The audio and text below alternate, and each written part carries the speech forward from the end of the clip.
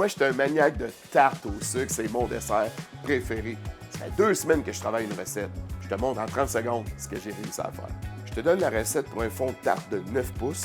Alors, tu mets 250 g de cassonade, 4 cuillères à table de fécule de maïs.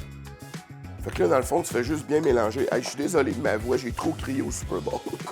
En fait, ce que tu essayes de faire, c'est d'enlever tous les grumeaux. Puis t'assurer que ta fécule de maïs est bien intégrée à ta cassonade. Fait qu'une fois que c'est bien mélangé, tu ajoutes une tasse de crème 35 % et un quart de tasse de sirop d'érable. Et tu mélanges bien. Puis tu y ajoutes une cuillère à thé de sel. Tu le mets sur le feu, à un feu doux à moyen, et tu dois faire cuire jusqu'à 108-110 degrés Celsius.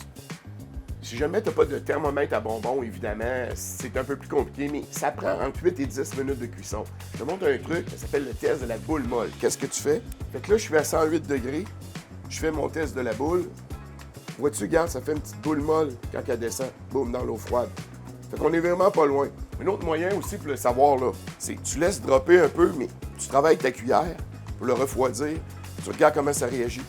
Vois-tu, gars? Il y a une petite boule qui a envie de rester. J'ai atteint ma température, tu fermes le feu et tu mets 3 cuillères à table de beurre. OK, mon beurre est bien incorporé, le mélange est encore très chaud. Tout ce qui reste à faire, c'est le mettre dans une pâte à tarte que tu as pré-cuite. On verse le mélange. Tu laisses reposer 1 heure, tu mets au frigo minimum 2 heures, ou toute la nuit, c'est l'idéal.